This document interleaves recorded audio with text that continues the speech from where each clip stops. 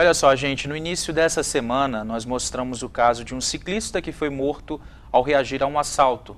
Isso aconteceu ali na Cinco Pontes.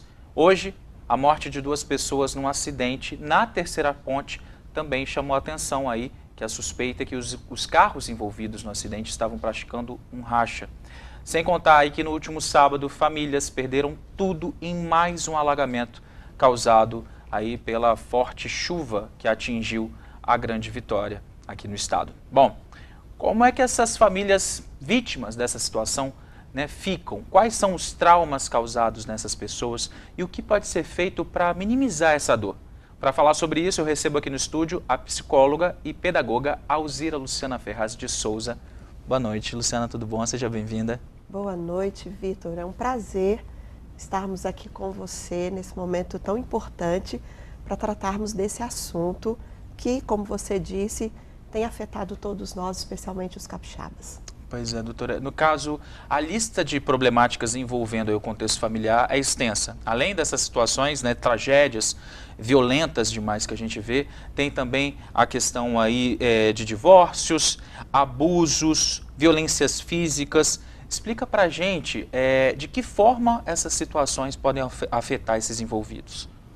Bom, Vitor, a família, ela sempre foi a responsável, desde os primórdios, para trazer segurança, para transmitir valores e trazer também aquilo que a gente chama de aconchego. Infelizmente, nos dias que vivemos, isso tem se tornado diferente. As famílias têm passado por dificuldades, algumas não têm conseguido desempenhar o seu papel, e isso realmente tem trazido para a gente uma sociedade que alguns autores, até mesmo sociólogos, dizem que é uma sociedade muito instável, vulnerável e até mesmo com dificuldades para superar todos esses desafios.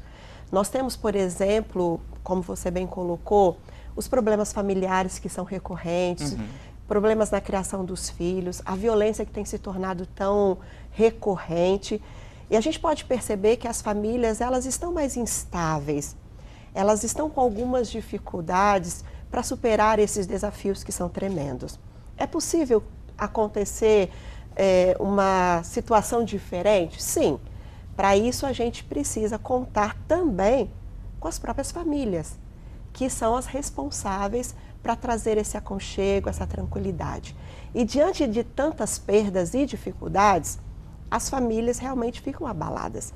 Mas a gente sabe que há mecanismo que elas podem usar para superar, então, essas lutas e essas tragédias, inclusive, que são muito grandes. Cada um sofre de acordo com ele, do que é a pessoa. Mas, numa situação de alagamento, a gente vê famílias, um coletivo. É mais fácil do que numa situação de perda? Em se tratando de uma perda, como uma morte, como você colocou, é mais difícil a pessoa conseguir superar, porque nós não estamos falando de uma perda material. Quando eu perco todos os meus móveis, eu posso receber uma doação, posso trabalhar. Mas quando eu perco alguém da família, isso não tem como a gente reparar. Mas mesmo diante da morte, que é a mais difícil de se adaptar do ser humano, a gente consegue superar se um apoiar o outro. Claro que hoje a gente também vê muito a fala sobre elaborar o luto. E no passado, quando a pessoa perdia alguém, eles queriam que logo essa pessoa estivesse pronta para enfrentar os desafios. Hoje na psicologia nós encaramos diferente. Cada pessoa tem um tempo para elaborar o luto. Eu não posso elaborar o luto de uma maneira e você talvez vai fazer isso de maneira diferente. Eu preciso respeitar isso. Quando se trata de luto, é claro que vai exigir muito mais resiliência, muito mais aconchego, muito mais apoio familiar.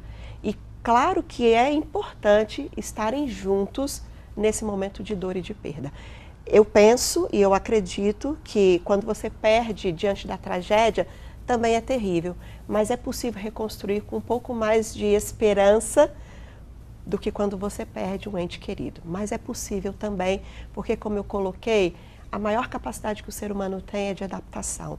A gente não esquece, a dor permanece, a saudade fica, mas a gente consegue olhar e pensar naquela pessoa com carinho, com amor e principalmente focando naquilo que ele deixou para a gente de referência, de tudo aquilo que ele viveu.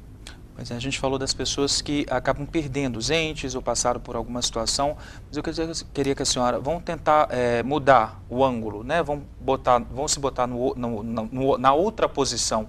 Quando eu vejo um familiar, né? Qual é a situação de um familiar que é parente de alguém que matou, parente de alguém que ocasionou um acidente de forma imprudente?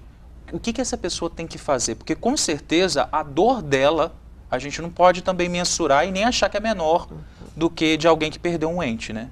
Exatamente. A gente costuma criticar bastante a família daquele que provocou isso. Então, esse peso que a família traz já é um massacre. A primeira coisa que a gente precisa lembrar é que o indivíduo, ele tomou a decisão. E não necessariamente a sua família foi responsável. Em alguns casos, sim. A gente tem históricos de famílias que não são equilibradas e elas provocam a delinquência. Mas a gente não tem como julgar que aquele indivíduo não recebeu um apoio familiar e por isso teve tais atitudes. Então, essa família que tem alguém envolvido sofre também. A primeira coisa que acontece é o sentimento de culpa. O que eu fiz? Se for uma mãe, o que eu fiz de errado? Onde eu deixei de atuar para que meu filho se tornasse o que se tornou? O pai poderia dizer, nossa, eu me envolvi tanto no meu trabalho, esqueci de educar o meu filho para ser alguém que tivesse civilidade, que tivesse empatia. Então, essa família também sofre. O que ela pode fazer? A primeira coisa, ela precisa também ser uma família acolhida, talvez pelos vizinhos, pelos familiares. Segundo, ela pode perceber se ela teve ou não influência. Se ela fez a parte dela, ela pode entender que aquela é uma decisão individual da pessoa. E tentar mesmo, sofrendo, perceber que a vida, nós temos consequências. E as consequências que ele sofrerá agora tem a ver com as atitudes. Mas não necessariamente como família eu sou responsável direto por isso. Em alguns casos eu fiz tudo que podia e meu filho, por exemplo, pode ter tomado decisões que infelizmente não eram aprovadas pela família. Queria, antes da gente falar sobre a campanha, eu queria que a senhora me falasse um pouquinho da importância da escola nessa situação.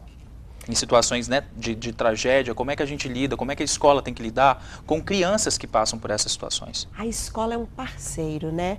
Hoje na sociedade nós temos a escola, a família e a igreja, que formam esse núcleo que auxiliam na formação desses indivíduos. Então, a criança passa muito tempo na escola. Diante de uma tragédia ou de uma situação como essas que nós estamos colocando, as crianças tendem a terem uma dificuldade acadêmica, por exemplo. Quem que se concentra sabendo que vai chegar em casa e nem casa tem, que está abrigado numa escola, ou que a família está em luto porque perdeu alguém muito especial. Então, o que a escola precisa? Primeiro, ser empática, entender que essa é uma situação atípica e uma situação que merece todo o cuidado. E é muito importante também falar da campanha Impacto Esperança, que acontece neste sábado em cidades de 8 países da América Latina, inclusive aqui no estado. Explica pra gente como é que vai funcionar, né, essa campanha e aonde vai funcionar aqui no estado. Então, como nós falamos, a família ela é fundamental para uma sociedade mais equilibrada, justa. E por isso nós estamos planejando, nesse sábado, alcançarmos muitas famílias, através de um projeto que já tem 12 anos, trazendo esperança. Ele é coordenado pela Igreja Adventista do Sétimo Dia e 8 países estarão envolvidos. Mais de 23 milhões de livros serão distribuídos nesses países, contando com aproximadamente 2 milhões de pessoas entregando gratuitamente esse livro. Aqui no Espírito Santo, nós também faremos isso. E nós estamos planejando entregar aproximadamente 600 mil livros, através de feiras de saúde, que acontecerão na Grande Vitória, na Serra, em Vila Velha, em Cariacica também. Essas feiras, teremos a participação de vários profissionais, médicos, fisioterapeutas, nutricionistas, psicólogos, aconselhamento familiar, porque esse livro trata exatamente sobre esperança para a família. E a temática dele é como educar os filhos numa era tão difícil. Como separar tempo, que é tão difícil, né? Para a gente dedicar à família. Como resolver os conflitos familiares, ou pelo menos dicas, né? Para resolvermos e principalmente como fazer com que o amor verdadeiro reine nas famílias. E a gente acredita com essa campanha que se as famílias estiverem mais equilibradas, estiverem mais felizes, nós teremos uma sociedade mais empática, mais resiliente, mais feliz e acolhedora. E com certeza os maiores problemas que temos hoje poderão ser minimizados, porque a família é a maior ideia que se podia ter para controlar e para atender às dificuldades que o ser humano tem. Por isso esse projeto é muito especial e a gente está aí bem feliz em poder participar auxiliando a sociedade. Bom, a gente recebeu aqui no estúdio a psicóloga, pedagoga e psicopedagoga Alzira Luciana Ferraz de Souza. Obrigado pela presença, o nosso espaço está sempre aberto, tá bom? Foi um prazer.